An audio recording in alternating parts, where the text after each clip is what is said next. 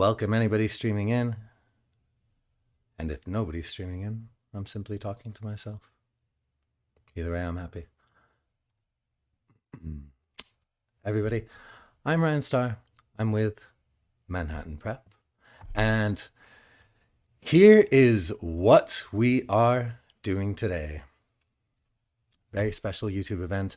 In that, you're going to see me, allegedly a GMAT expert, take the Data Insights section from official MBA.com practice exam number 2. So for anybody watching this, especially post-fact, if you haven't done practice exam number 2 yet, there are going to be spoilers in this. You're going to see some questions that I'm doing that you might yourself want to do later when you take practice test 2. So this might be best for you to watch after you've already taken practice test 2. However, those of you who are here, you are very welcome to play along whether you've taken practice test 2 already or not. Here's how it's going to work. I'm going to share my screen. Right now, it's stuck between the verbal section and the data insight section of practice test 2. I've put in just pretty random answers for the quant and verbal section to be here. It's all about the data insights for us. Okay, so I'm going to share my screen now, and I'm going to try to go through this section as best I can. And that might not be great because this is absolutely my weakest section. I don't think I'm alone in that. The data insight section is difficult. And I have not seen this test before, just so you guys know. This is my first time seeing this data insight section. The only data insight section I've seen is on the actual GMAT focus I took, and it did not go super well. So that's what you guys are in for. Watch an actual GMAT expert suffer in front of you for 45 minutes. After that, we're going to go over all the problems in detail. Any notes I make along the way, I'll be able to show you after the fact. Any questions or comments you guys may put in the private chat as I'm doing the test are totally welcome. I might see them and I might not. Who knows? I may be in the zone. I'm going to try to go through the test as quickly as I can, as if I were taking it myself, and also because I tend to run out of time on the data insight section, so I'd better hurry. And that means that I may be moving on from some questions before some of you are ready, if you are indeed trying to do this section alongside me. And it also might mean that you finish a question and I'm on it for 6 minutes and you're like, what is this guy doing? So that'll be fun too. All right.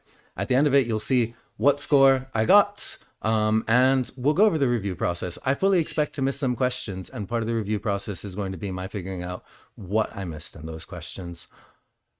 For those questions I got right, part of the review process is going to be, could I have gotten it right in a better way? Did I feel pretty confident about it? And so on. Okay. Yeah, and Lola Dal, you are welcome to ask a question and I will try my best to answer it. I can't answer that. Bale bale te shava shava, is all I can say. All right, let's do this thing. Share screen.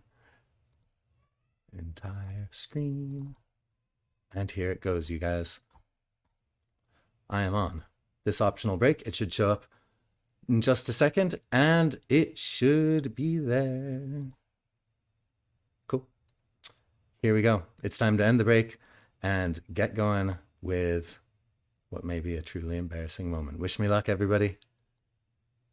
And remember, oh, I can't remember anyway. I think it was Bale bale te shava shava. I hope I'm not saying anything terrible. Here we go. I may talk some things out to myself while I'm doing it, just so you know where my mind's at, and at the same time, I may not. Anything could happen. Ooh.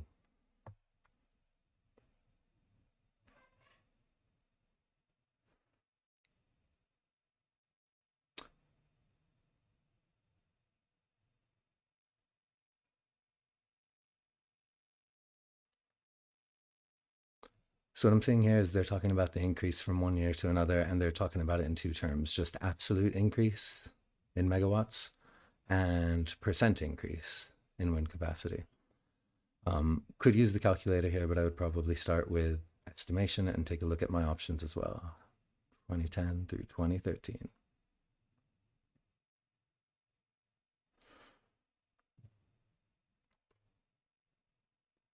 Oops.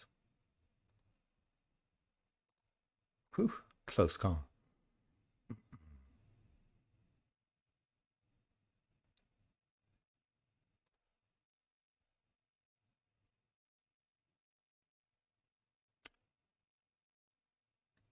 My heart says 2010, but this would probably be a good time for a calculator hidden up here. Ooh, it's pretty. You don't really expect the answers to come out the same for both of these, though it could absolutely be the case.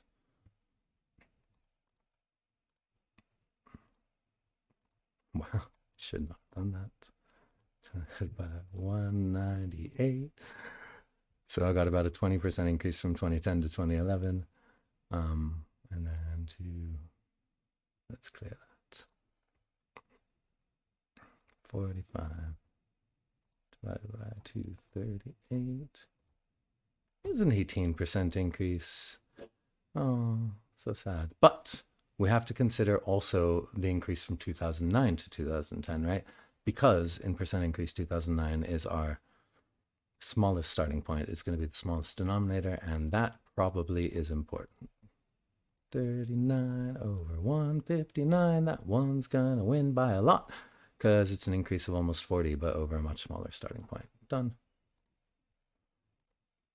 And that's playing a bit conservatively. You notice that they set up the numbers in that one to be pretty friendly. Like it was the same increase from 2009 to 2010, 2010 to 2011.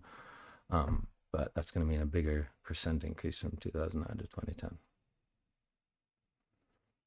All right.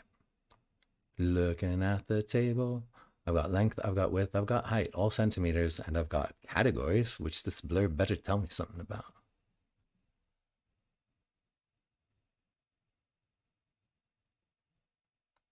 I love that. That's a great way to do boxes.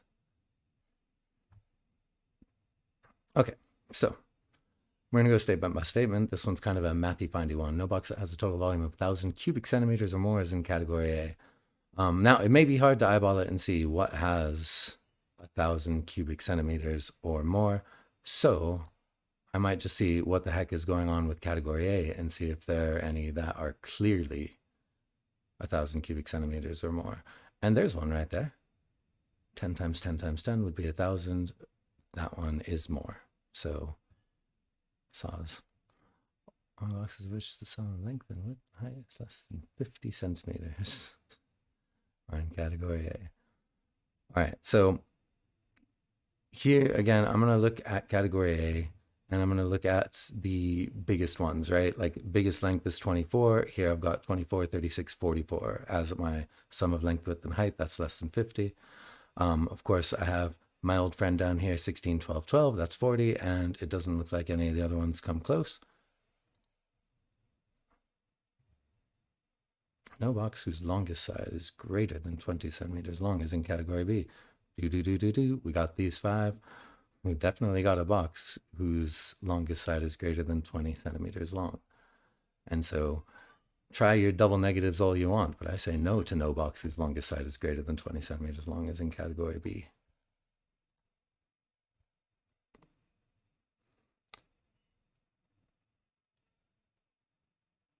All right. So it looks like they're asking what the passage most strongly suggests in both of these cases. I'm looking at that and at the answer choices first to get the measure of it. This may be kind of a like 2-part verbal question, reading comprehension style.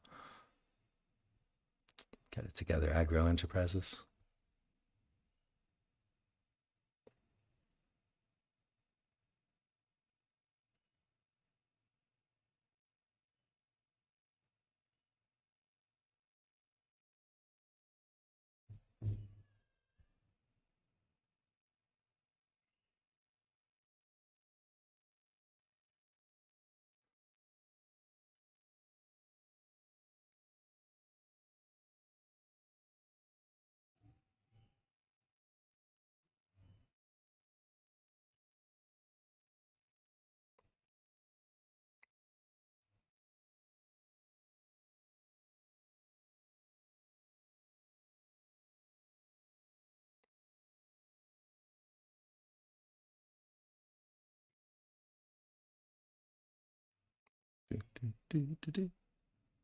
The most energy efficient is the standard contemporary system. How do we know? Contemporary system is going to pay for itself in 10 years in energy savings. And we know the innovative system gives us nothing in energy savings over the original. You win, standard contemporary.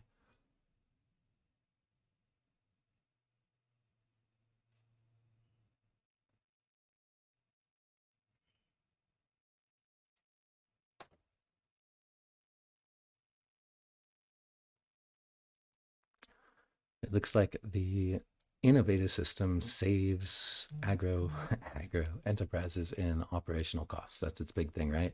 And it paid for itself in 5 years versus the current system. So operational costs win here. And given that this one is just paying for itself with energy efficiency, in all likelihood, it's not really competing on operating costs, because if it were, it would have to be done in like less than 5 years. It would have had to have paid for itself, especially if it's also more energy efficient. So that's what we're going with. Fingers cruzados.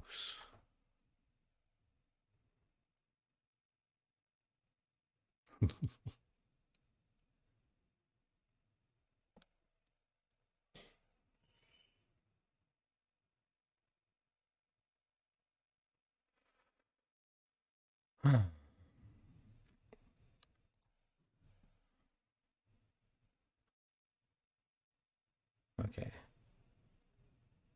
So they don't say anything about the 21 students all having different scores or anything. If the class median is 78, it could be that all 21 students are at 78, or it could be one's at 78 and the other 20 are above and below. Still, knowing where the median is doesn't tell me how many scored above the class average. So at the very least, you're going to need both of them together, know what the average is, and then know what the median is, and you might have some hope. But the problem is you could still have all 21 be at the average, in which case the answer would be 0, or you could have one be at 78 and 10 be above and 10 be below. So you've got a couple of different cases. That one's not looking good. Again, I sound really confident, but all of this may be deeply embarrassing on the back end. Stay tuned.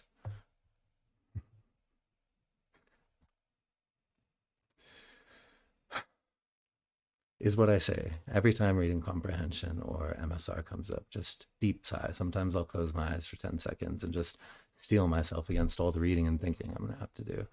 And I curse my life for leading me to this GMAT. But this is kind of cute.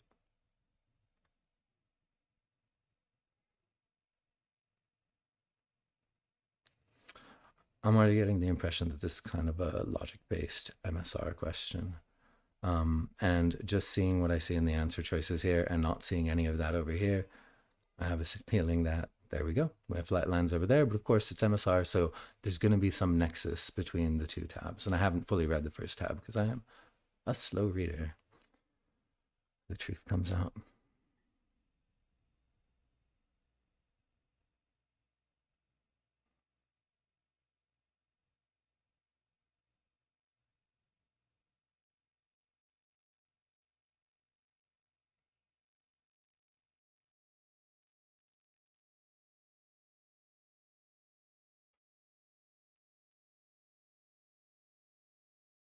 All right, all flight lines, all termini. These lines indicate flights going back and forth. Normal numbers are times of flights, and dollar numbers are actually millions. Cool. And here, the Bionia to Cordell line is actually saving people a lot of time on their commutes.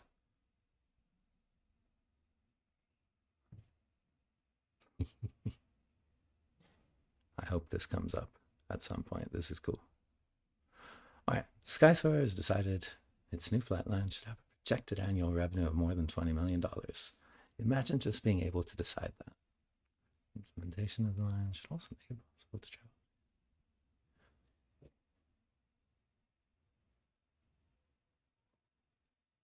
Nice. All right, so very much kind of a logic question. We're looking to see if we satisfy requirements and blah, blah, blah, blah, blah.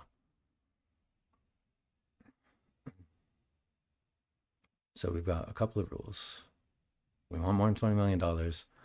we should be able to travel between any of the currently serviced cities by taking at most 2 flights. Cool.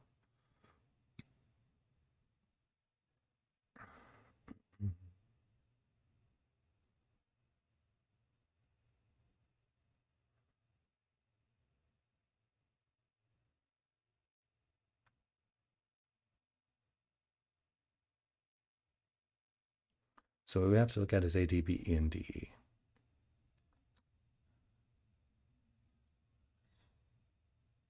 These are all very funny names. You've really outdone yourself this time,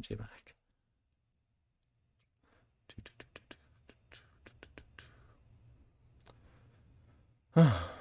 So I'm looking at projected annual revenue of more than 20 million. Right now, AD does and DE does, but BE does not. Dun, dun, dun, dun, dun.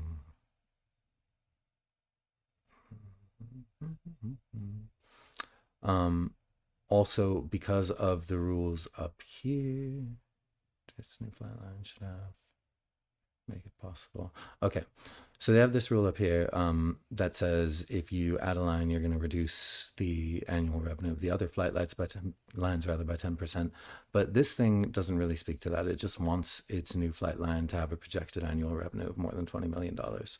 And so, you know, regardless of what else is happening with the wider picture. And so I'm going to say that BE is outso. AD just crosses the 20 million mark. DE more than crosses the 20 million mark, but I'm worried now.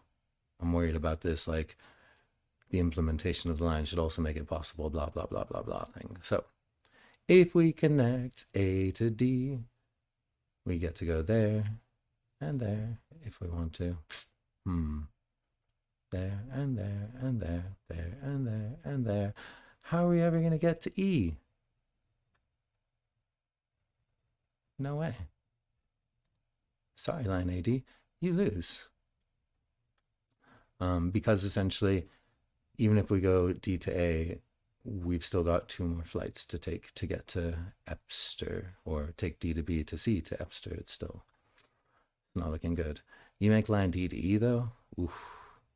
1, 2, boom. 1, 2, boom. Boom. Yeah, I love that. I love that for you, SkySoarer.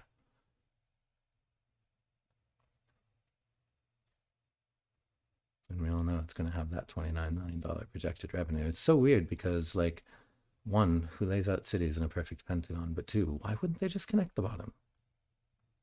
So many more millions than this connection. Anyway. I guess that's why I'm not just deciding to make $20 million at the drop of a hat. I just don't understand these things.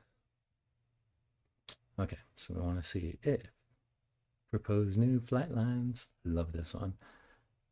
Implementing the line would increase the total revenue.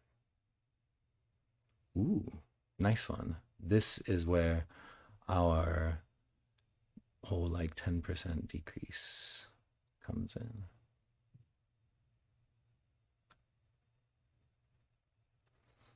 All right. It probably helps to have a sense of the total annual revenue that we're going to have so that we can then add in the annual revenue that's projected for each of these lines and subtract out the 10% from each of the things. All right. So that's my adventure now. Hooray. That's about 37, those two 18s together. That makes it about 60, that makes it about 93, and that makes it about 110-ish. Cool. So we want to see if we end up at about 120-ish if we do this thing that they say. AD, of course, was going to add 20 million, but it's going to reduce by 3 million, 1.8 million, and 1.8 million. So it's adding 20 million, but it's reducing about 3 million, 2 million, 2 million. That's going to be a 7 million decrease for those 3 lines that are connected to A and D. But with a 20 million increase, and by my estimation, which I hope was correct, it doesn't really matter. The increase is all that matters. So you're going to make money, SkySoarer. Happy times. All right, line AE. Boom. That's going to reduce 1.8 and 1.8, so 6.6. X. How much money are you bringing in? A to E, 17.2. What? That's too close. That's too close for my estimation to call. I don't like that one bit. All right. You're on the bubble, AE. Let's see what BE is all about. 18.8. Oof. It's a tough one, though. 3, 2.7, 1.8. That's like 7.5 down. And that's B to E, so that's another 1.7 down. These ones are close calls. I don't like that they did that to me, but I respect it. I do. All right, let's get more precise. 60, 78, 96, 113.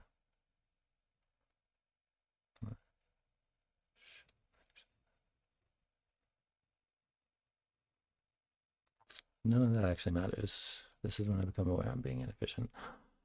Just need to see essentially how much it goes down versus this, right? And if I end up with more than 10 million, I'm going to be fine. So that was the case for BE. This came to like 7 point something, is 18.8. So wait, no, hold on, go away. Yeah, it's going to be fine. So the increase is more than 10 million. This was like 6.6-ish or something. So the increase is going to be more than 10 million. Do I like that? No, I don't like it one bit. I don't like it. Yes. It's not how I live my life. So we're going to bookmark it. We may come back to it later. Just feel like there's something I might be missing there. And also MSR. Why? All right. Good call, Sky Sorry.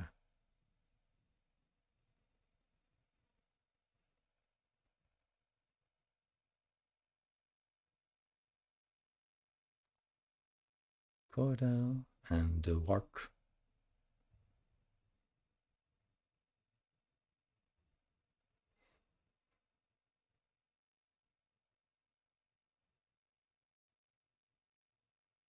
Okay. So currently, total flight time between Cordell and Dirk is 96 plus 78, which is math I think no human can be expected to do. 174 minutes. So we could do A to D, 63 minutes plus 85 minutes. That feels like a lot, but it's definitely less than 96 plus 78. So that's cool.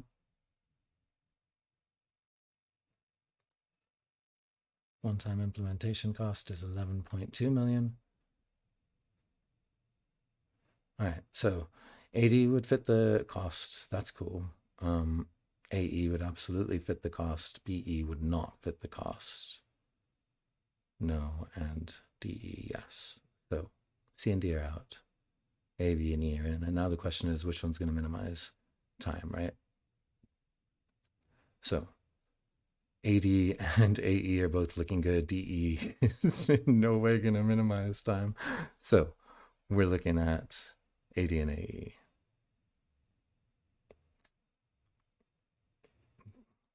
But we really want to connect Cornell and do it. 57. Boom. No, that won't be good. 63. And Epster. Who cares? All right. So looking like this is pretty good. Going to save us some time. Going to be under our 13 million mark.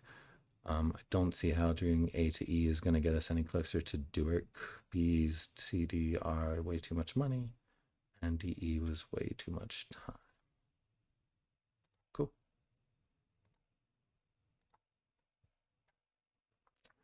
Scatter plots, mathematics. Mathematics? How are you going to plot mathematics?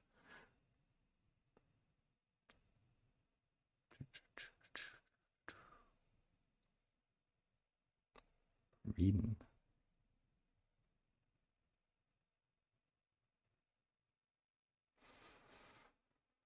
All right. Percent of the 65 education systems for which the value of M exceeds the value of R is between 25, 25, and 50. Sweet. So where does the value of M exceed the value of R? If this line is the break-even point between the two of them, math is higher where we're to the right of that line. And like it's 65 data points. I can't count all of these because counting is not really my forte. But it looks like more than a quarter of them, and it looks like it could plausibly be half of them. Like you've got a bit more here than you have here, but you have significantly more here than you do here, and some more here. We'll call it 25 to 50. This is why you look at your answer choices, so you know how in depth you have to go.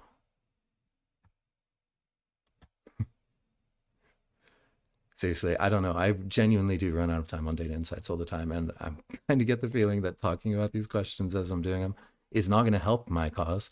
All right, 380 to 580, but big jumps. The value of R exceeds the value of M by the greatest amount for the education system for which the value of R is in the interval from. Sweet. Okay. So we're looking for one in which R is greater than M, which means we're on the other side of the line, and we're looking for ideally one that like really, really strays from the line. I'm looking at this one right here, and so I'm thinking 400 to 420. Am I missing something? Almost always. True story. I never actually learned to read. I'm doing all of this by pure intuition. All right, make a statement. It's most strongly supported.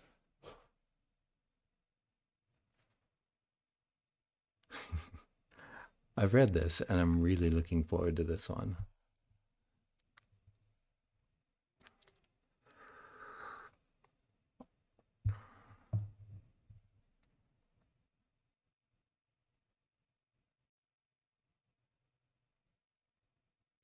Something I also do.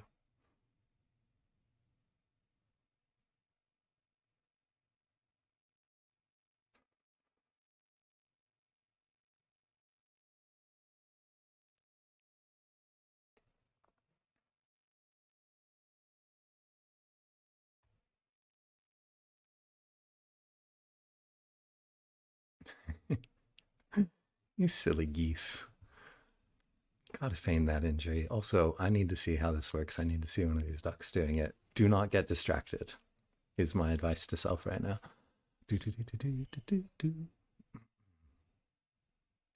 All right, so they're sacrificing the opportunity to use the strategy of presumably killing the predator with its beak.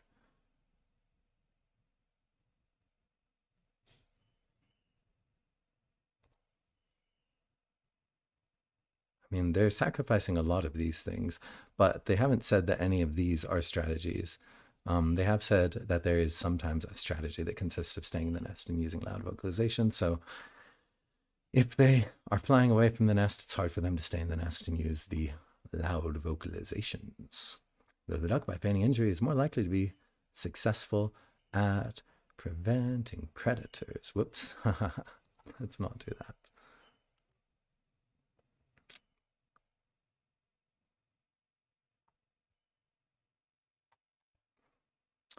I think the fun subtext is predators are going to follow the more injured of the anatrids, and we'll learn something from that. Second MSR, is it? Huh. So that's how you're going to play a Data Insights section.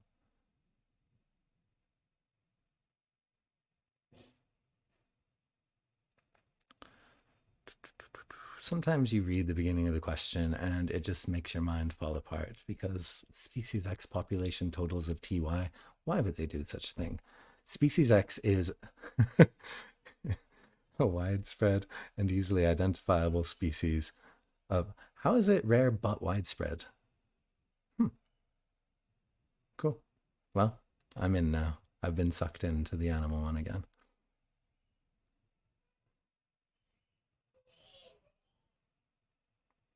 One thing I noticed, I'm on question 10 of 20 and I'm well behind time. I better pick it up.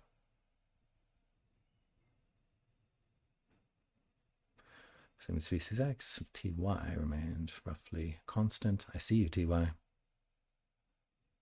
Between 1990 and 2005, hashtag not shown. Which one of the following statements is best supported by the information provided? Cool.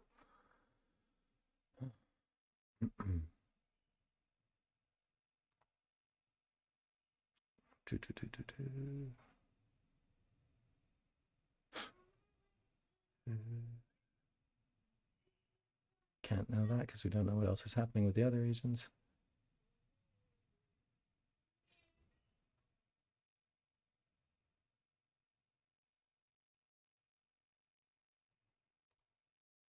Boom. CV. Awesome.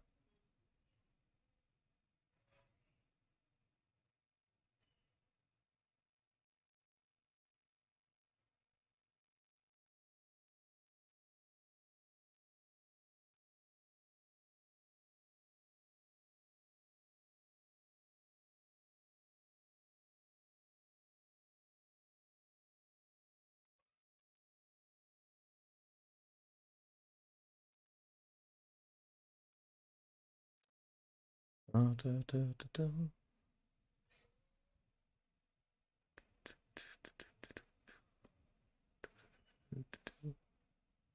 hard to know about any other regions in 2005. I don't love that. It's probably true. Like EW went down. Who the heck knows what's happening with the other regions though? So I really, it's hard to say. And there's some like pretty wide swings from year to year.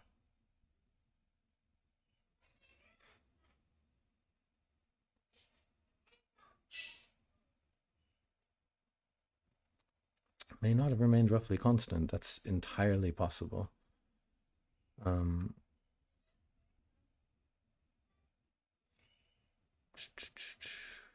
Yeah.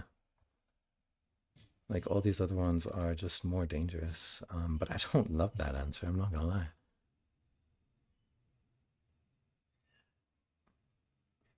Total mouse population of TY. That's a big change. 800,000 plus. That's also a big change. 800,000 plus, 800,003, 800,000 and more. All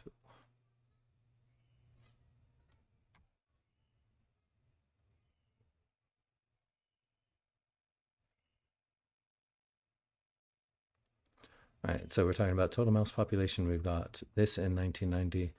This is 2.051% of sum total. So the old calculator will tell us the truth of this. 968 460 divided by 0.02051%. 47,218,000. Love it. Okay, so that's our total mouse population in 1990. Now let's see what 1975 is. 520 divided by, oh no, 0.00351. Oof, total mouse population fell. No, it increased, but only very slightly. All right, cool. Fingers crossed for me, everybody. Also, 2 MSRs. MSRs take forever. This is not gonna go well for me time-wise.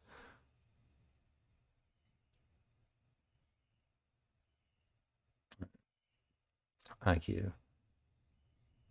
Species X definitely decreased. And did it exceed 50 million? Yeah, definitely. We just did 144,000. It's 0.351%, so this is way bigger than that. Cool. JR, looking at you, did not decrease. And PS did decrease. 40 million. Oh man, it's pretty close to call. My heart says yes.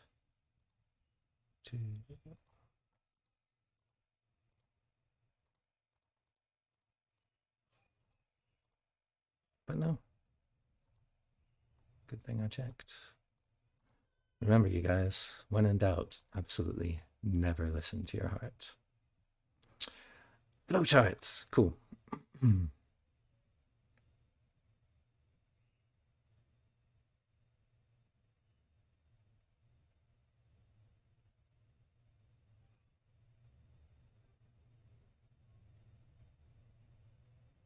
terms of standing order. Let's see if we can. Suppose that G is a group of requests evaluated using the process described. Yeah. Each request in G was approved. And it must have been the case that all somebody, no, no. All right, so accounting approves or management approves or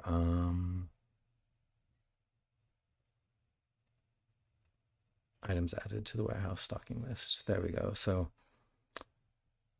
if it was approved by accounting, yes, then it's gonna either it's gonna come down here and need to get it.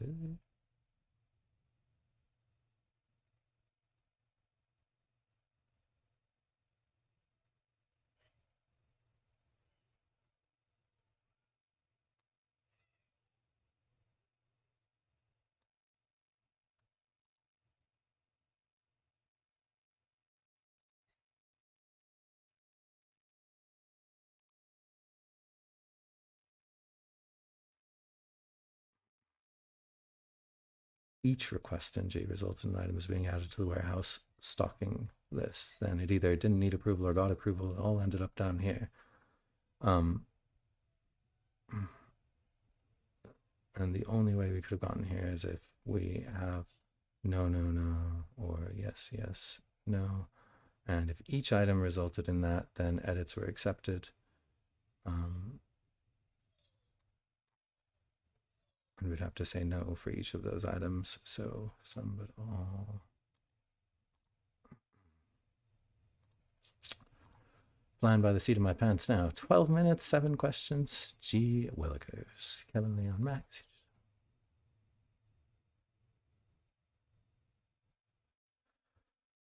Huh. So say what it was $705. Project X doesn't pay like it used to.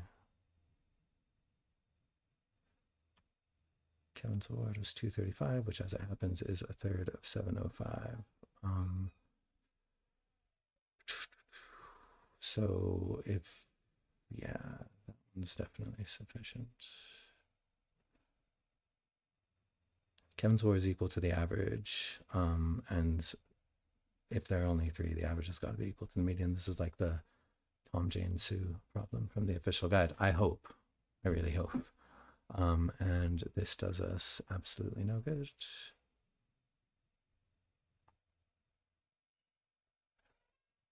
Yeah.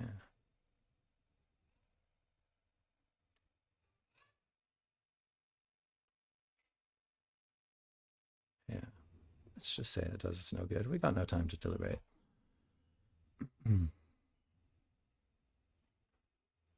I'm falling into the trap of trying to be like as certain as I can because everybody's watching me. And that trap comes up on the test sometimes too, because you feel like you're being scored and you can see what happens. You start running out of time more and more, and you got to remind yourself to hurry up. And instead, you just start talking to a bunch of strangers and not even paying attention to the problem. We've all been there.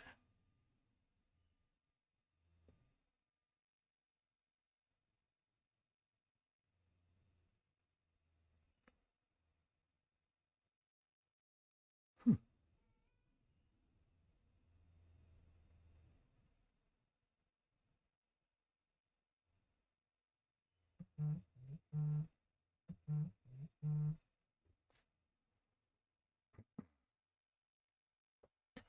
Okay. So we're going to take the average salary of all employees attending the meeting, multiplied by the average number of hours the employees spend at the meeting. The problem there is there are like outliers or something. Kind of messes everything up.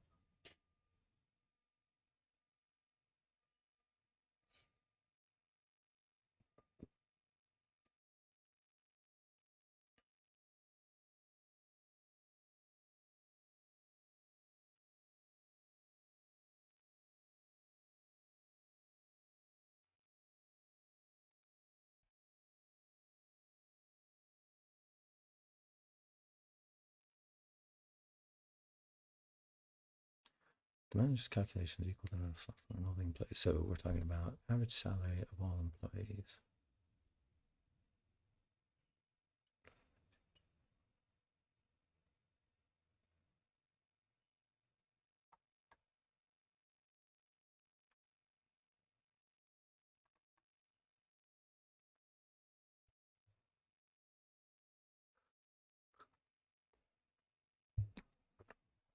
most accurate and rhetorically well constructed.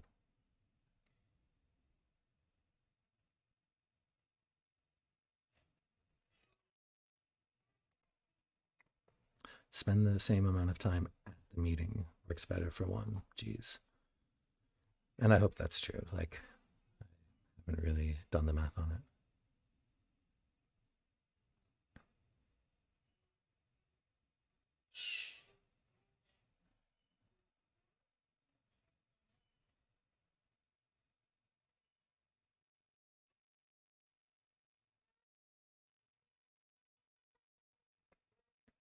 Twice as many pork chop as catfish. We want to know how many catfish we had.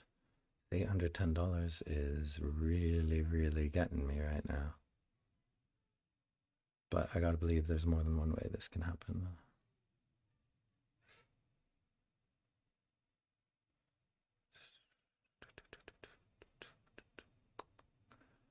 There's this annoying divisibility thing. 4, 5, 6, and 270.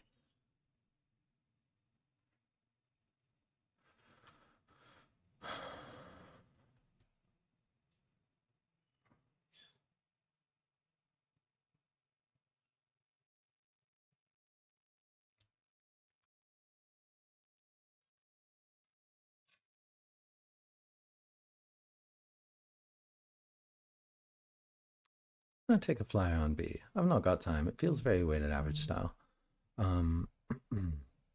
We know the average has to come out to like $16.20. If we know twice as many of this as of this, that would make us expect one thing to come out that way. Might be C. It's really hard to say.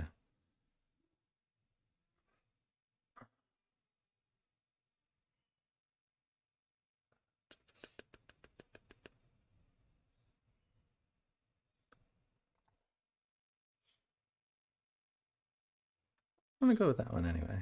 We'll mark it for review, as though we'll ever possibly have time to come back. Ugh, the optimist. How many crayons are in a certain box? It is always, always, always 24.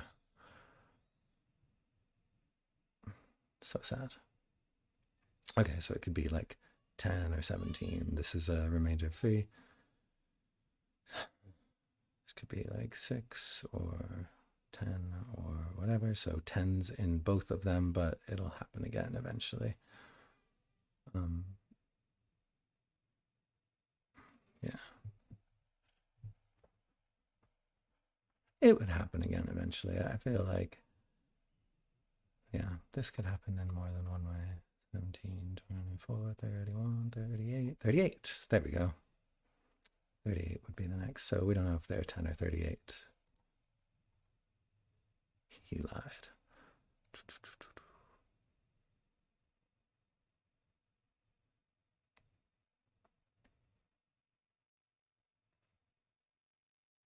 The price for each of these cheeses is proportional to its weight. Well, that's annoying.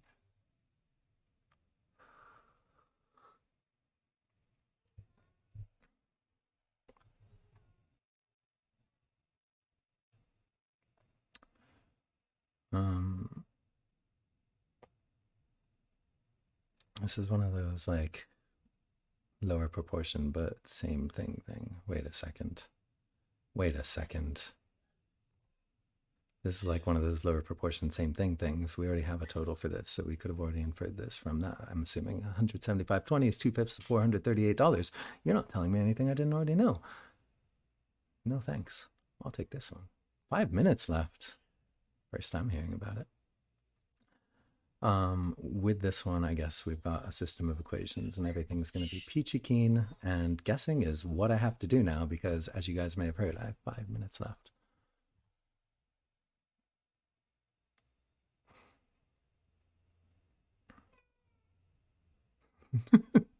They were worth painting. That's cool. That might be it.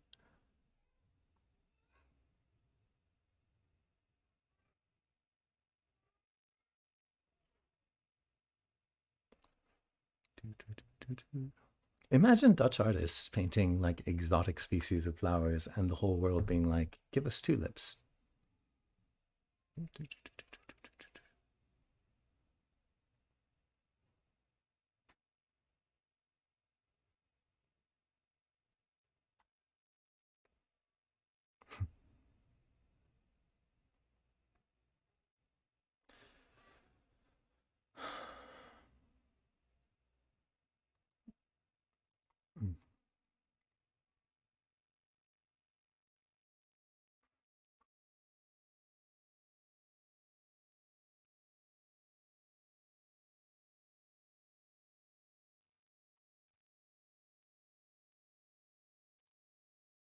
Feeling okay about that.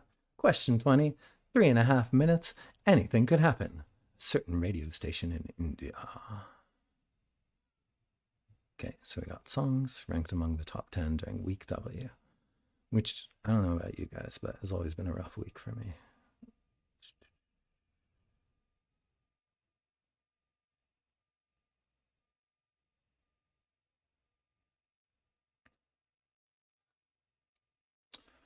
All right. Rank 1 being most requested, rank 2 the second most requested, and so on. So most requested, second most requested, etc., etc. W songs ranked for the previous week. Cool. Yeah, of course.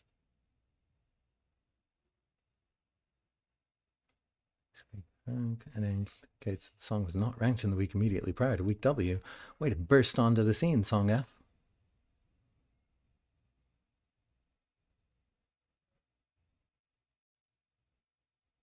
How many of the top 5 songs for week W? That's these 5. A, B, C, D, E had a higher rank for week W than they did for the previous week. Can be answered, I want to say. How many of the top 10 songs for week W? Not among the top 10 in the previous week. Just 1, 2, 3.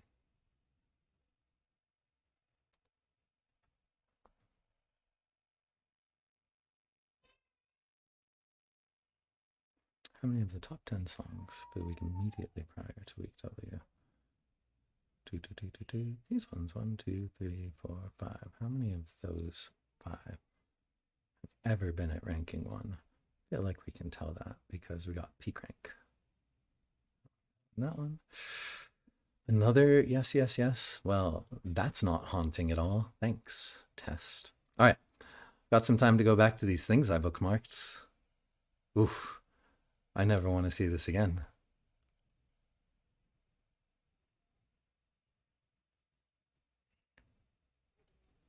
Yeah. I want to say I was okay on that one. I probably wasn't, but I want to say it, and I want you to believe me, everybody. Dude, is the screen blurred? I really hope it's not been blurred this whole time. Ah, yes, you.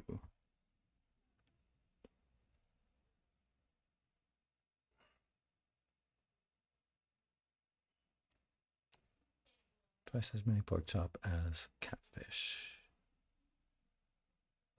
Then you need a certain proportion of lasagna to bring it down to the 1620 that it's going to be. And we know it's all got to fit within 50. And since we can find the proportion of everything, I feel like this is business. I feel like we're okay. We're going to find out soon enough, you guys. There's only 20 seconds left before everybody discovers that I'm a fraud and have been this entire time. All right. Let's hope for the best. I hope all of you have a giant ball dropping now as we count down to my firing.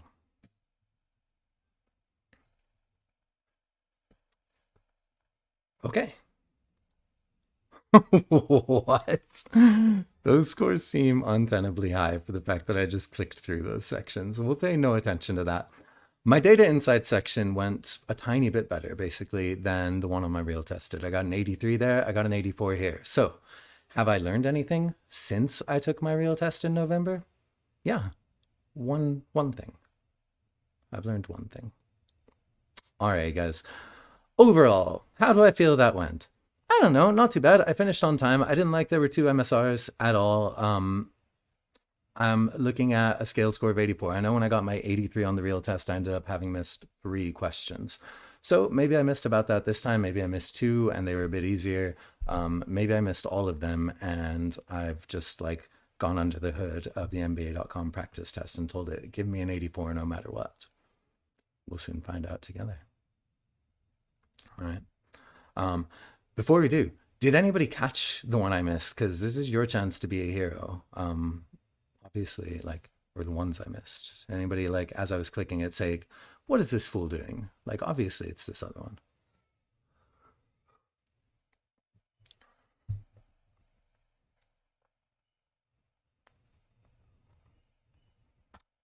Lolodile would have done it. Lolodile. I get it now. All right. Let's have a look. So this is just to say, if you've taken it online, show your whiteboard to the camera before you leave or everything's ruined. Probably the flights one is my guess too, Andrew. Like, flights were so much. And there were definitely moments in that where I was like, you know what? Do I really have to worry about this? Maybe yes, maybe no. And then I flew. What are you going to do? Okay. End of the graduate management admissions test. Good news, you guys. I'm admitted to graduate management. Data Insights. My score, 84. Pretty mean. Flight related. Yep, I got one of the flight related ones wrong. Dude, I missed a few. All right, cool. Let's figure out what this is all about, you guys. So if I missed that many and I got an 84, essentially it means they were all fairly hard questions, right? Again, I missed 3 on my real test, got an 83, but there's a really good chance that 1, maybe 2 of those were easier questions. And that's just how the algorithm works. Also, one thing worth noting, I said to everyone, I'm going to keep notes while I do this. It's going to be great. And then I took no notes. I took these notes up front to see which pen thickness would be appropriate. So if you guys are wondering, hello, is all you need to know to get an 84 or possibly better or worse on the real thing. All right, let us go to it. So a lot of these were correct. In the MSR ones, missed that middle one, missed another MSR one too, and no surprise there, I do not love MSR. I don't know if I properly conveyed that while I was doing it, but MSR is 0% my favorite, especially when I'm already behind on time. But I also know that look, MSR altogether should take you about 7.5 minutes, but I regularly take 10 or 11 minutes getting through all 3 of an MSR, so not feeling great about that. Graphs and tables, missed 2 of them, so we're spending some time there. Math related went pretty well. Time pressure index. Sounds pretty cool. Okay. Let's have a look.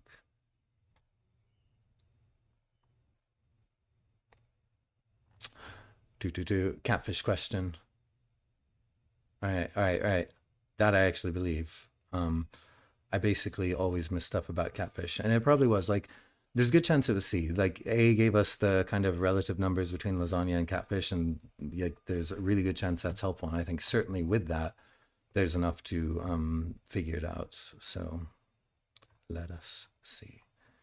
Question reviews.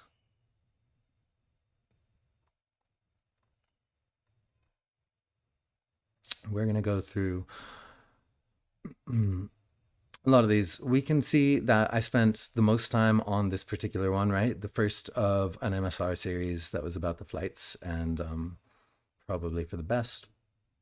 Time per question went sharply down in the second half, right? Because I was rushing, but performance didn't necessarily suffer for it, right? My second half performance, excuse me, was about the same as my first half performance, give or take, right? 3 wrong in the second half, 2 wrong in the first half, but significantly more time on average spent per question in the first half. So time spent does not necessarily translate to the greatest things of all. Never answer yes. All right, that much is true. Let's see, what did I do wrong here? So this should have been a no, right?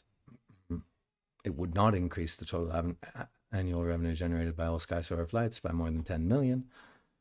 So we know that B&E is going to decrease this by 10%. This is the one I forgot, or this one. Okay. So basically, I think I forgot one of the lines. This would go down by 10%, 3.3. This would go down by 10%, 2.7. So together, that's already a change of 6.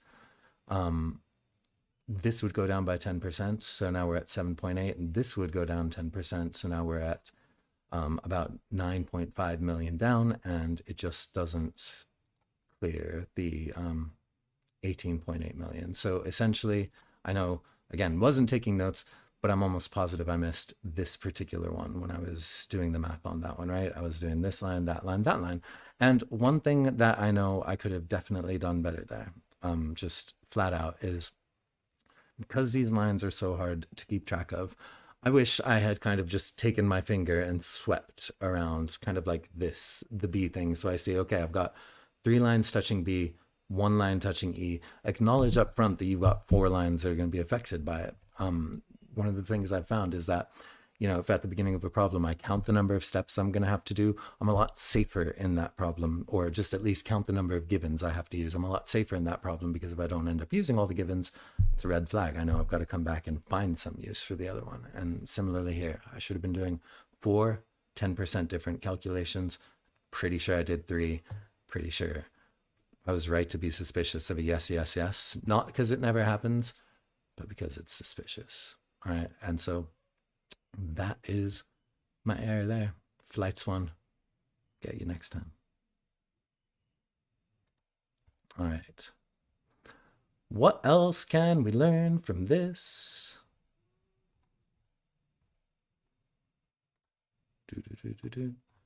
Literally nothing. And I did spend plenty of time on that one, right? Like I spent 4 minutes on that one, even having spent 5.5 minutes or so on the previous one.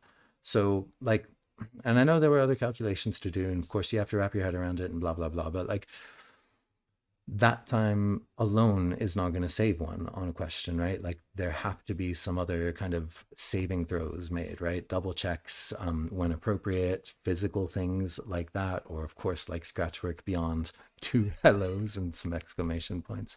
Highly recommended.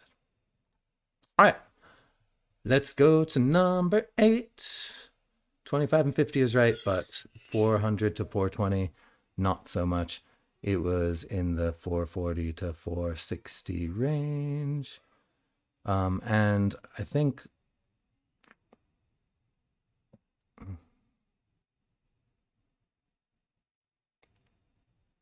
is a tough one. So we're interested in knowing where the value of R exceeds the value of M by the greatest amount. Oh, so foolish. So foolish. Okay.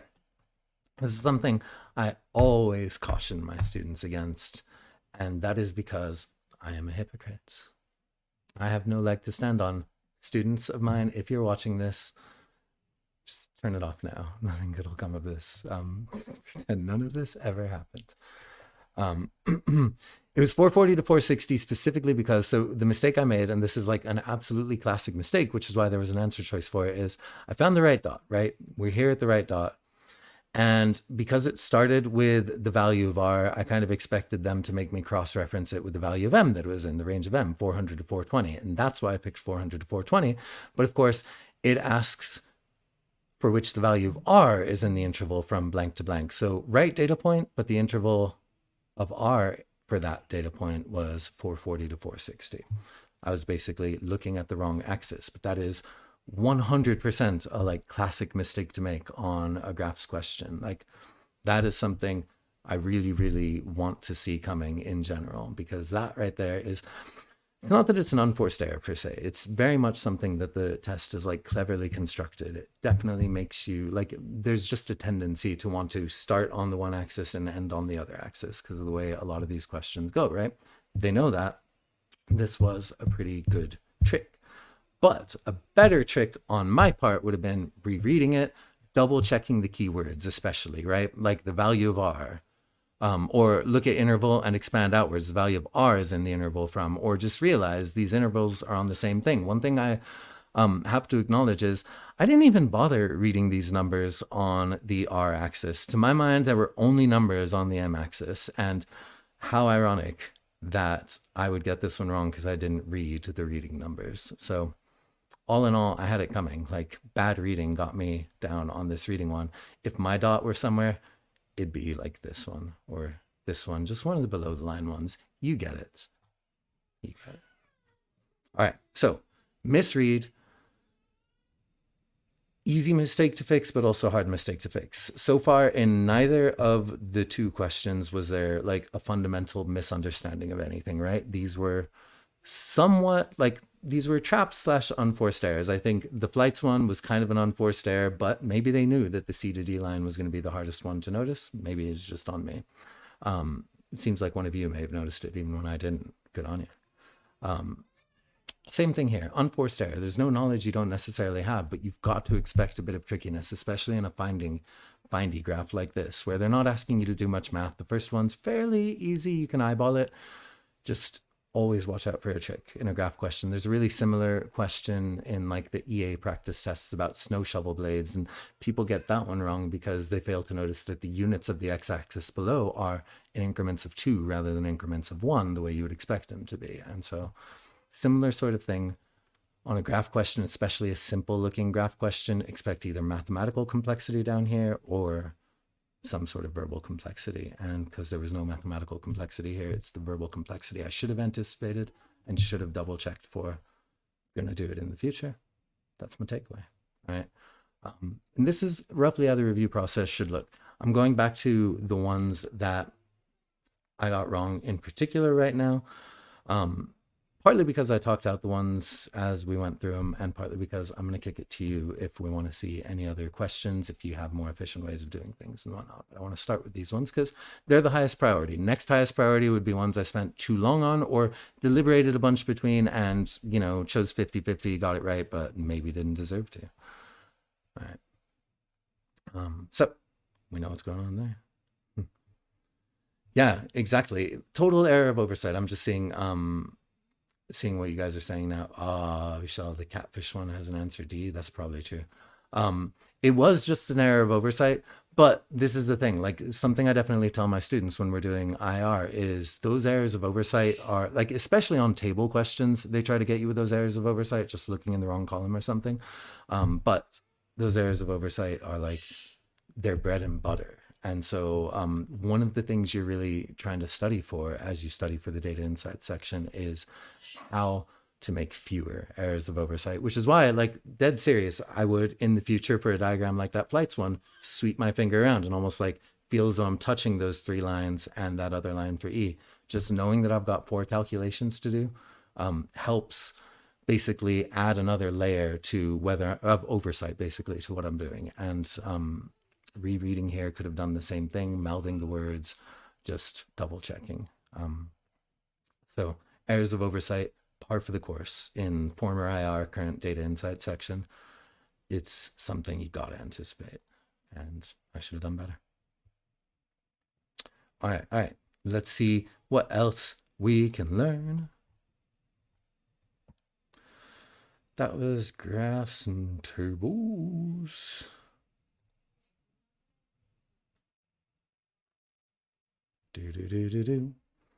All right, so got this one wrong. The total mouse population changed more from 1960 to 1975 than from 1975 to 1980. I definitely was just looking at species X. I know the error here 100%. And the funny thing is, by statement 2, I was going to look at X, and then I clocked that it was total mouse population. And so, of course, you have to look at X as it relates to the data tables. And you guys will remember I was doing calculator stuff here, right? Absolutely. I should have come back and double checked this one. Again, an error of oversight, right? But a very, very, very programmed error of oversight, because the right answer, if you were just looking at species X, was a no, and it felt like kind of a close call. But the right answer, if you were looking at total mouse population, obviously was a yes.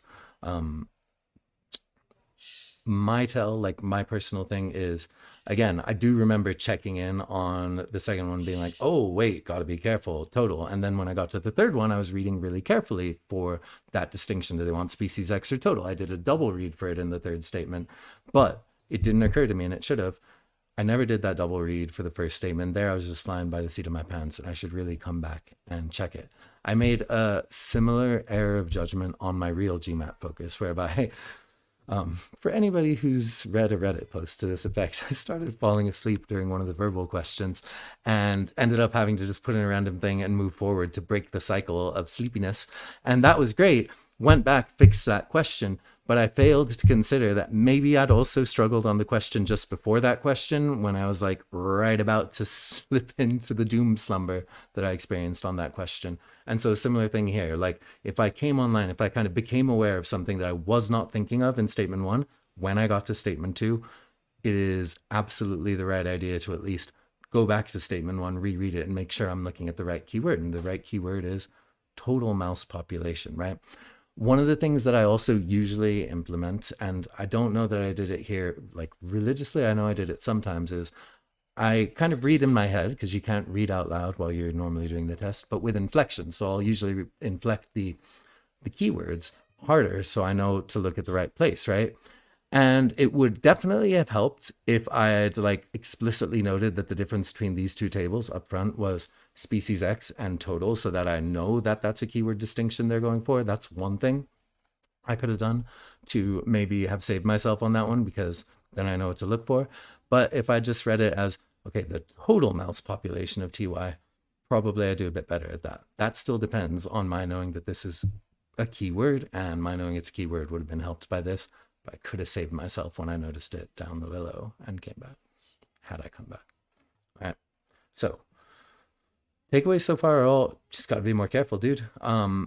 But that is the perennial takeaway in IR. Once you've like learned all the math you need for it, which as you saw is not like extensive. It's a lot of like fractions, percents, statistics and stuff like that. It's expensive. It's not a lot of math that you have to learn to do the math required in this section, right?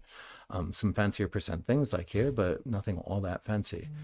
But that doesn't mean you're going to get all the questions right, of course, because that's just one layer of what they're testing you on, right? They're also very much testing you on attention to detail. And that's here where I faltered. That's also something that tends to falter when you start running out of time, which, as I recall, we saw question 10. I was like, whoo, I've got like 19 or so minutes left. I better get a move on. Immediately suffered for it. Now, are the two things related causally? Absolutely yes. No assumption being made. Just kidding, but maybe. Yeah, Andrew, exactly right. Exactly right. That is, I think the painfully word is the word I need to start using in my classes, because I definitely say detail oriented, like reading really carefully. So let me take it back. When the IR section came out, the GMAT people said it's a blend of quant and verbal skills, and everybody saw it and said, yeah, but it's really quant, you guys. Like there's one or two verbal questions in there.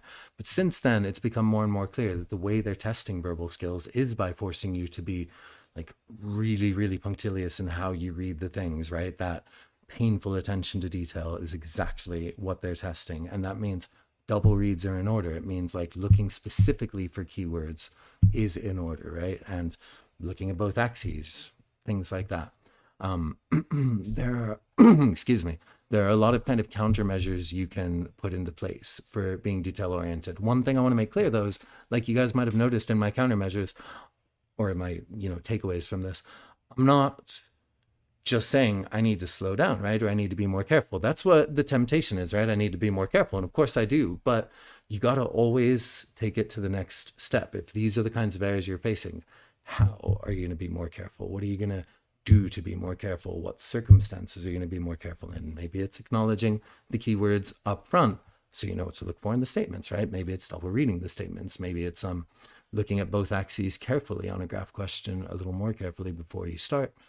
Any number of things like that. Maybe it's plucking the strings between two cities. All right.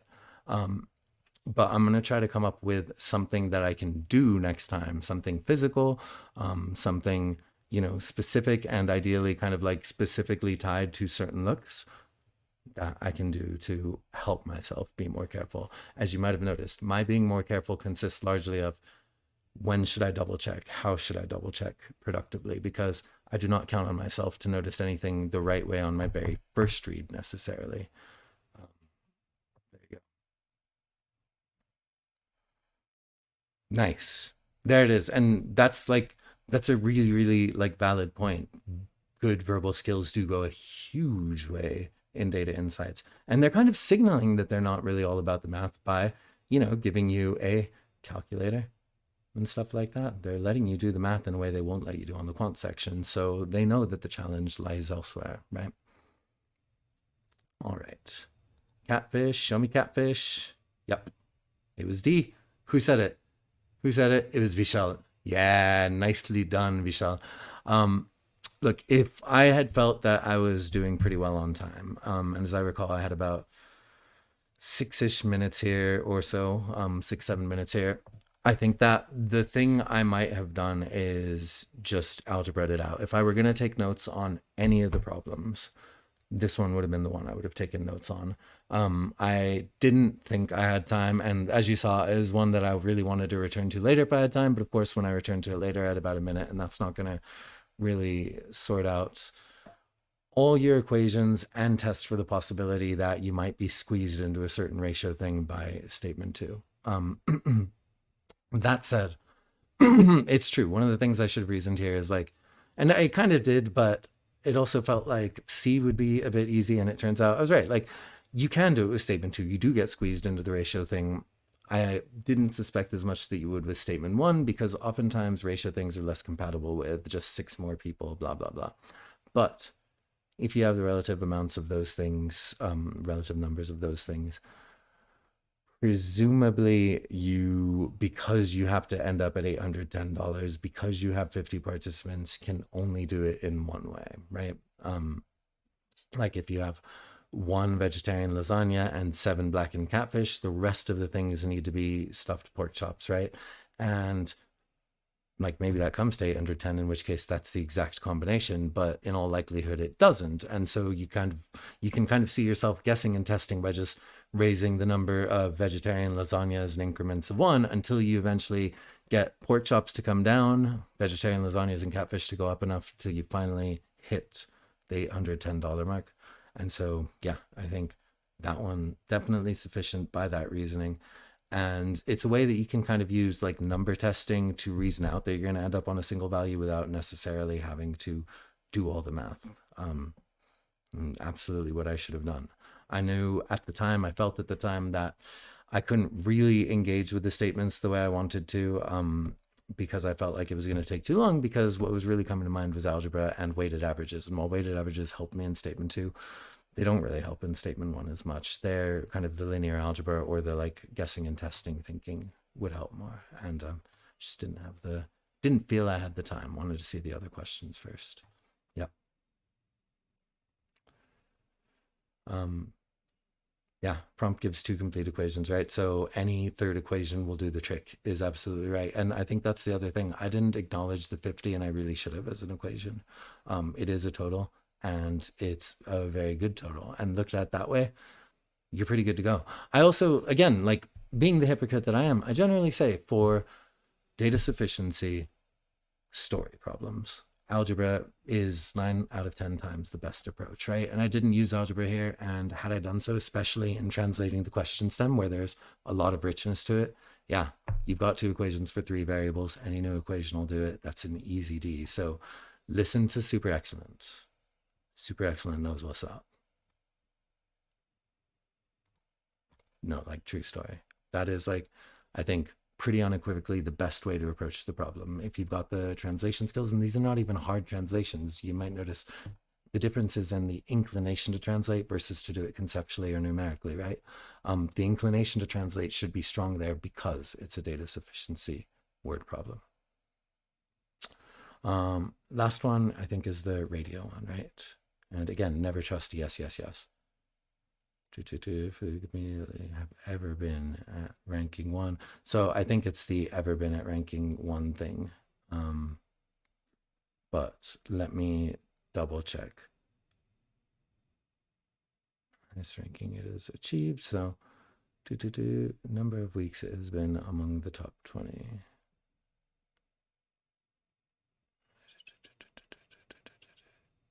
How many of the top 10 songs for the week immediately prior to week W? So the problem is we don't know the top 10 songs for the week immediately prior to week W. That's actually the issue. I was looking at like how many of the songs that are shown here that happen to be in the top 10 for week prior to week W, right?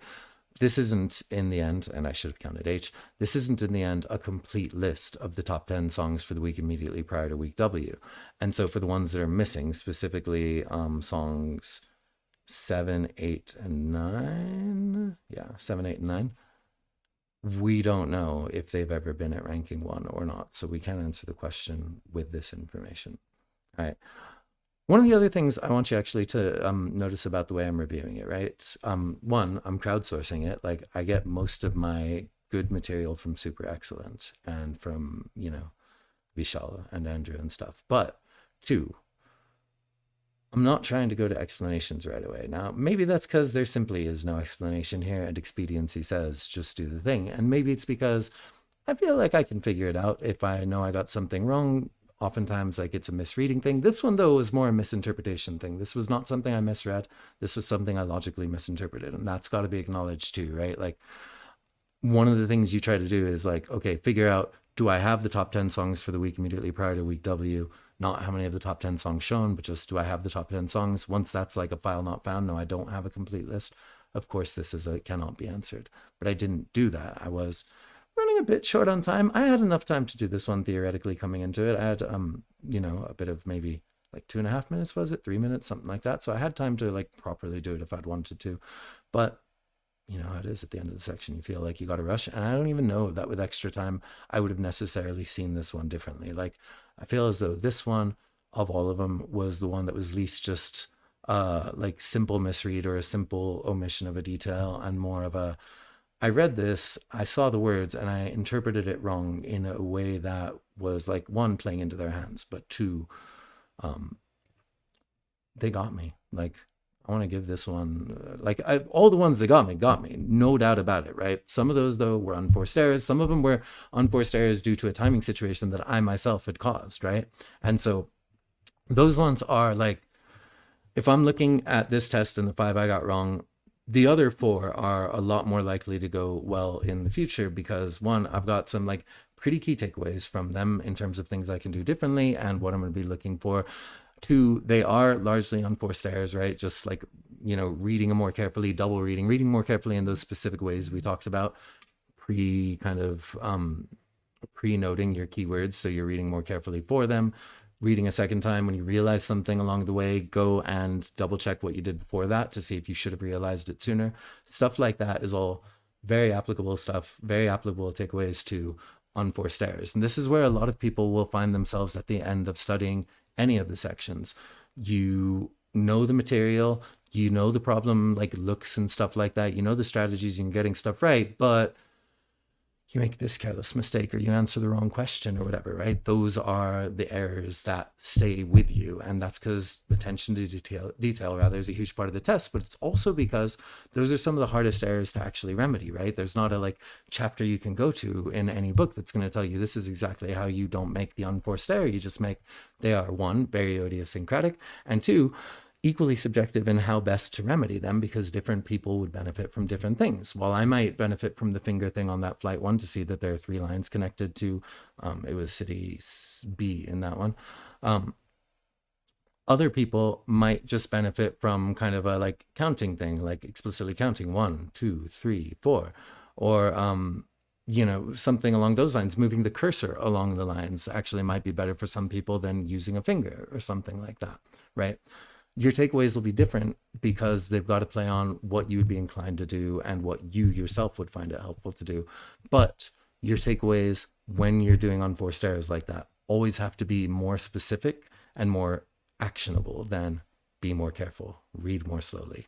That stuff just doesn't fly, essentially. Yeah, exactly. Whoa, you have a band? Dude, I actually will, for what it's worth. Okay, so those are the ones I got wrong. Now, out of curiosity, were there any questions you guys wanted to return to, just to see why it worked out the way it did? Like, maybe I got it right and you thought it was going to be something else and you're like, what the heck? And I didn't maybe give it like great explanation at the time, or I did it in 1.11 minutes or 1.12 minutes or something like that. If you do, or any questions in general, now's a good time to ask them. We're in kind of our last 10 minutes. And if not, I'm going to do a quick sweep through the section and see if there's anything else in the questions I got right to highlight to y'all. But are there any calls for re-looks at questions? It's going once, it's going twice. The composition of data sufficiency questions on this practice test actually did roughly mirror the composition on my real GMAT focus. Without going into details, there did seem to be like a lot of statistics and ratio stuff in my data sufficiency questions, not a huge amount of straight logic stuff. How much should you rely on the calculator is a really, really, like, one might even say a super excellent question. Not that much, right? Andrew, it was really, really nice to have you, and good luck to you. Not that much. So how much should you use the calculator? I think you might have noticed I used it in maybe 2 or 3 questions, and I'd say that's pretty par for the course. Where you really get the most play out of the calculator on a data insight section is in questions with difficult percent calculations, right? Like that one in which a certain number represented 0.351% of a total, and you had to divide that certain number by 0.00351. There's no way I'm going to be doing that in my head, right? Like that's easily one of the most useful cases for a calculator. And in fact, I was going to do a quick sweep through the section anyway. So let's see like where a calculator properly helps. This one didn't need to be done with a calculator, but could be done with a calculator. And I'd say the only drawback potentially to using the calculator is time it takes to click in the silly numbers. And sometimes it misses a keystroke and you get the wrong answer. So you have to be a little bit eyes on the calculator with it, right? But this one would be a calculator optional one. You can kind of see just from estimation, we're going up 40,000 each of these times, a little bit more this time, but we've got the smallest starting point here. So of course it's got to be the biggest percent change. And so a lot of the ones in which you could use calculators, you could do faster if you're comfortable with estimation and if you trust that they're going to give you the opportunity to use some estimation and stuff like that. So I wouldn't use a calculator there necessarily, but I was about to as far as it goes. That's not what I wanted to do. And yeah, 2 or 3 is what I would say, just generally speaking. This one, again, could use the calculator, but you don't really have to. 1,000, as long as you know it's 10 times 10 times 10, you're pretty good to go on this one. And you'll notice that doing some of that pre-work there can really help. The sorting by category here was also really helpful, rather than the sorting by like length, width, or height, because all of these things kind of implicated all 3 sides. And so I wouldn't have known which one to sort by. That was my thought for why I sorted by category, because they're talking kind of extremes, no box, only boxes, no box in category A, category B. That was my kind of rationale. And I know I didn't express it at the time, but there we go. Explanations of answers. So they probably, honestly, GMAT Club. If you Google some of these questions, you'll find people explaining them on GMAT Club, sometimes YouTube and stuff like that. But GMAT Club is usually the top result and usually the one I go to, especially if you like Google a string of this question and then GMAT Club, right? So like cutting edge system, contemporary GMAT Club will probably bring up this question with a whole series of explanations after it. Because of course, as you see, the test itself doesn't provide much in the way of explanations for these. This one, I think I explained as I was doing it, so I felt pretty good, and definitely not a calculator one, but it was a pretty good logic one, and it took me some time to like go back and back over it, right? Again, this one, it was about how many are centered at 78, and case testing really served you well in that one. Again, a lot of questions on my real test, a lot of data sufficiency, it looked like that, like a lot. Oh, who could forget this one?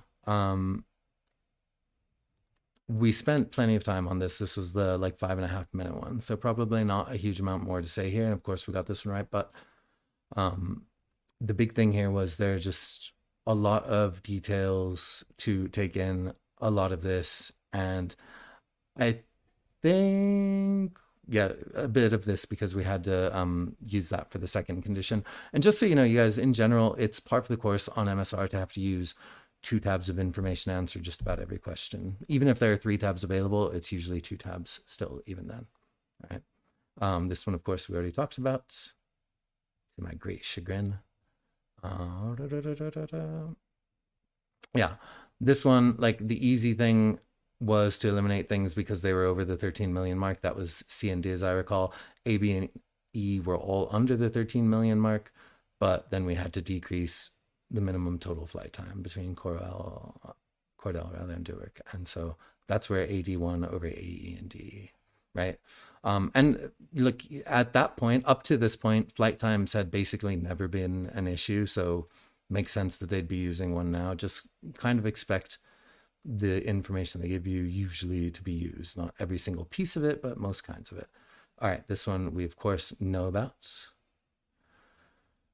This one was the best. I love this one. For what it's worth, in sciencey ones or just like natural ones, I try to picture whatever I can. So I really did try to picture this duck feigning injury, and even in my mind, it looked delicious. I was the predator, and so I know I'm not stopping for those eggs. I'm going after that tasty duck, and the duck has saved its eggs. Whereas a goose goes away and doesn't look injured, I'm not going after that goose. Are you crazy? Goose is scary.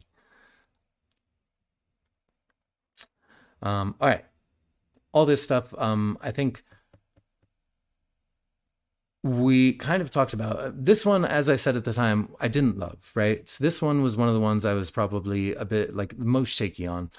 It's asking basically what can be inferred, right? And so an answer that says may or may not is probably pretty good. Most likely is okay-ish, though borders are never, ever, ever, ever, ever brought up here. So that's what ruined it for A, right? May not have remained roughly constant. Cool, that'll do just fine, I guess. It is very non-committal. That's a good look on any inference question, even in the verbal section. The largest total mouse population is, on the other hand, a pretty bold claim, right? And it's going to be hard to say that's necessarily true when we don't have a lot of information about 2005. Whereas like this one, it's hard to deny, right? Like if I tell you, hey, it may not have remained roughly constant, you'd be like, okay. Like basically, given that there's no real information about totals in 2005, yeah, may not have, may have, who the heck knows? And so basically this felt like a cop-out answer. It felt like you get to be here by saying, okay, all of these are pretty refutable, but something talking about what may not have remained roughly constant is not really a refutable statement, right? Because you're only saying may. And so this one gets chosen by default. And that's what I didn't love about it. Usually there's more affirmative evidence for a correct answer in an inference question. This one didn't have really affirmative evidence for it. It had just negative evidence, especially for the other ones. But still, only region here, largest mouse population does not share, most likely does not share a border. This one, B, has the best tone for an inference question. This one, C, and this one, E, are at least less extreme than D and don't contain totally new terms like A. And so B, C, and E would be what it really came down to. And basically, I just evaluated each one by its strongest claim. Do I know TY had the largest total? We don't know anything really about 2005, so no. And do I know that it was the only region? Sorry, E's out because of only. D was the one that was in. Do I know this? No.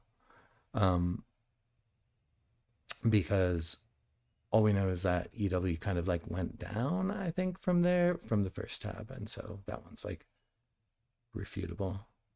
Species X, population of region EW. This is total mouse population anyway, so who the heck knows?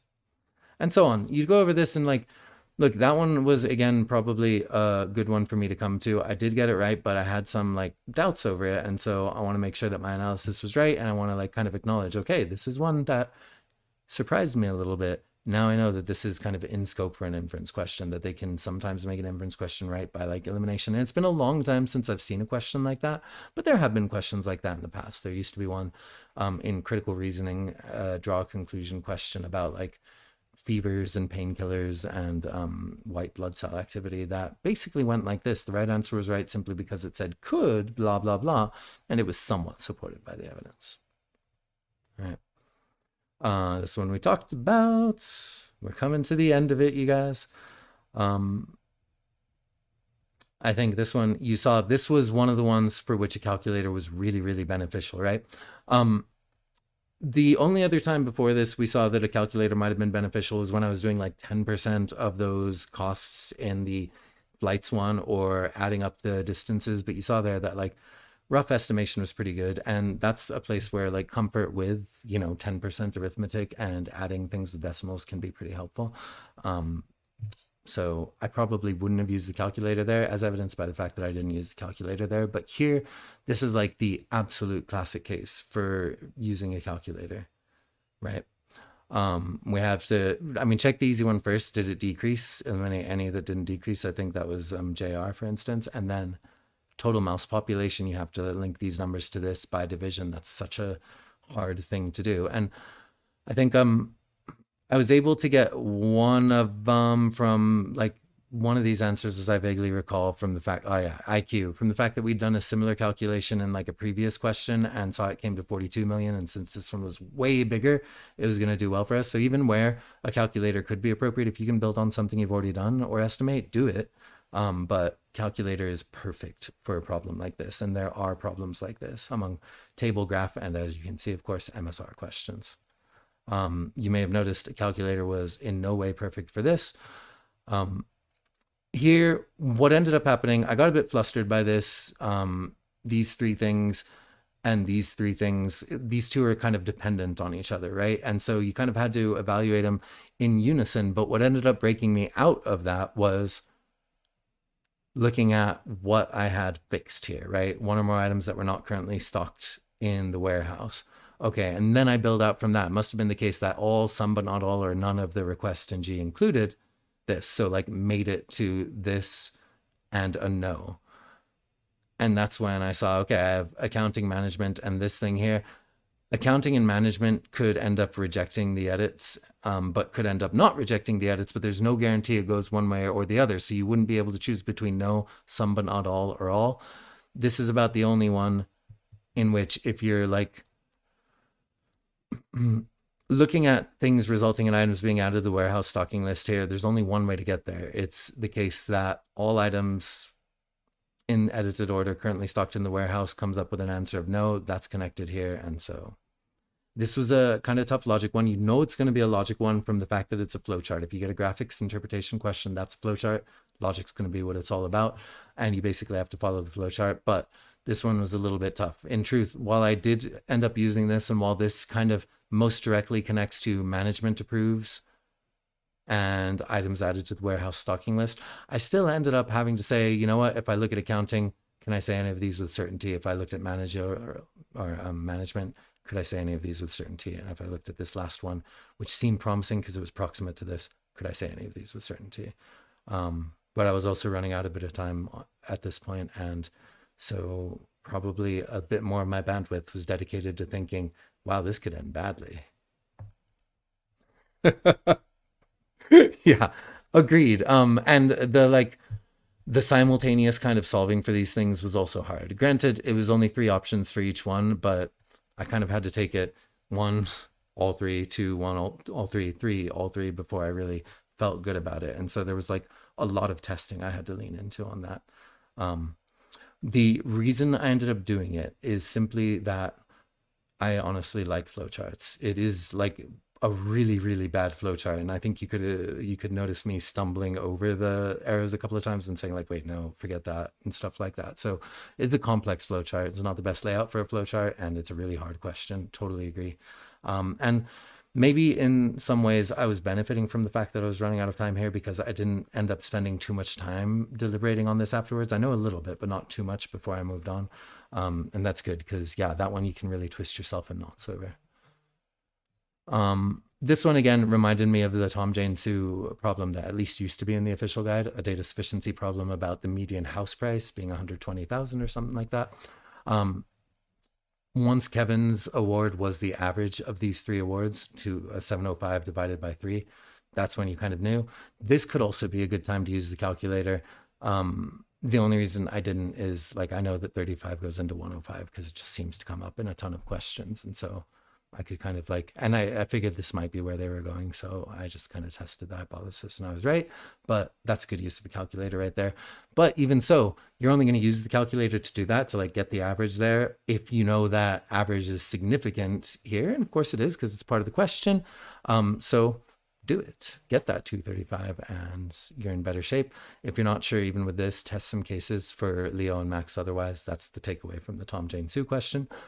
And if you don't know what I'm talking about, Google Tom, Jane, Sue median GMAT club, and you'll see that question. And it is basically a lot like this. Oh yeah, this one I didn't love. So I didn't really talk out my rationale a huge amount here, right? Because I didn't like it.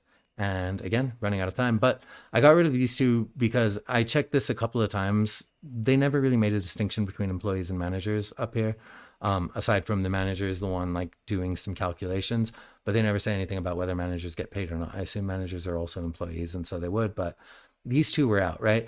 And so these ones were going to be the ones that were stuck, right? And either it was going to be both different or both the same, because they're both being averaged here and there's no reason to believe they would go in a different way. And I thought they would both be the same, but then my last moment of anguish, and this you heard me talk out a little bit, was how can I determine the order? Like, aren't these both interchangeable? Like, when all of the employees who attended the meeting spend the same amount of time or have the same salary, and when all the employees who attended the meeting spend the same amount of time or have the same salary.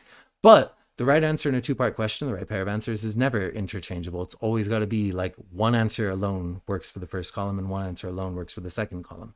These two were not. Like, if I had marked this one for column 1 and this one for column 2, I would have been wrong. Why? Because of this create the statement that is most accurate and rhetorically well constructed. And I have not noticed that in a prompt before. For all I know, given the number of like fill in the blank things here with the duck and the geese and that other stuff, this may have actually been said earlier in questions and I just didn't notice it. This is the first time that rhetorically well constructed came onto my radar. And in fact, I so little expected it that I didn't even read the prompt until that moment. And it was just because rhetorically jumped out at me as like, that's a weird word to see there. And so that ended up making the big difference, right?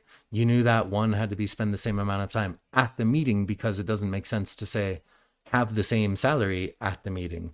So it's a modifiers question, funny enough. Like, we're going to have the same salary regardless, not just at the meeting, right? And so, yeah, that's where the rhetorically well constructed came into play, and that thing saved me. If I hadn't read the prompt, I'd have been in trouble. This one, ask super excellent.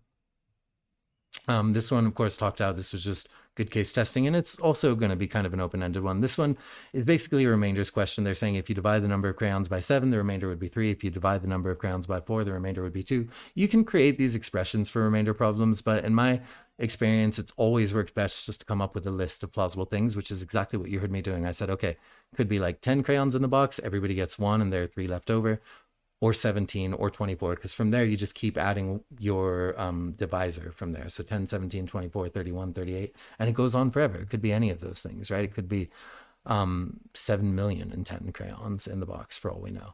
But even though this is a different rule, you're going to have these two things coming together more than once. And that's what we discovered, right? That like 38 did it because it was 2 above a multiple of 4 and 3 above a multiple of 7.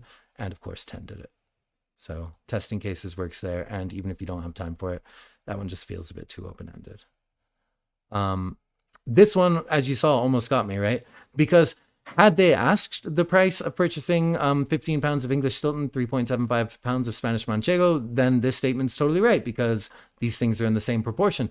But this is what occurred to me, since that was actually a given up there, statement 2 ends up being redundant with that given, the opposite of something we want, whereas statement 1 gives us a second relationship, a second equation, and 2 equations for 2 variables is good. You know, wish I'd been thinking that on the pork chop, lasagna, and catfish question. This we were kind of seeing at the end, and also I think this one was okay. It ended up being worth painting. That was fun. None of this ended up being important, but really what it came down to was we're talking about flowers Dutch artists chose to paint. And we know from here they were specializing in flower paintings and depicting exotic species of flowers from outside the local area. So they chose to paint exotic species. They were accessible, but then we don't have largely because the species were in like botanical gardens or something. And so exotic is the one. It's just kind of spelled out there. And we know these were exotic. They chose to paint them. This is also like, you could say exotic for both. We're exotic, but you couldn't say they were exotic largely because the species were exotic. And you couldn't say they were exotic largely because they were like not native to the local area, which would be redundant anyway. And so essentially exotic's got to play into it because we're talking about what Dutch artists chose to paint. It doesn't fit in the first blank because there's no because that would work for the second blank. So it's got to go in the second blank. And they know it's worth painting either monetarily or for whatever other reason from here. They use the word worthwhile up here because of the exotic thing. And there you go. They say worthwhile because exotic. It's all in that sentence there. So we got it. And this last one we've already seen. Done. You guys, that's my review. As you can see, calculator will almost definitely, I would say, need to be used in 1 or 2 problems and might be beneficial in 1 or 2 more problems, but not much beyond that. You don't want to overuse the calculator. You want to look to estimation first, in my experience, because it's often faster and the test often sets up the numbers in such a way that estimation can be applied. Think back to the very first question with the bar graphs for a good example of that. They'd love to do that whole smaller denominator means bigger value thing. And so, yeah, that one's set up for estimation. So look to that first, use the calculator afterwards. But for some of them, do not hesitate. The calculator is absolutely called for in some. And yeah, that is it. Everybody, thank you for coming to GMAT Club's presentation of me kind of embarrassing myself by getting 5 questions wrong in a data insights section, but hopefully in a way that like benefited all of you, right? We all make careless mistakes on this stuff sometimes, right? And more, the better you get at any of the sections, especially quantum, I should say data insights, not so much verbal, but more and more you get to the point at which you make only careless mistakes or almost exclusively careless mistakes. And so make sure if there's one thing you take away from this, that when you make those careless mistakes, 1, you're going back, reviewing the problem, doing it on your own before you look at an explanation, and 2, you are getting good takeaways, actionable takeaways from those careless mistakes. They are hard to eradicate, but they can be done as long as your takeaways are not too bland and generic. Okay.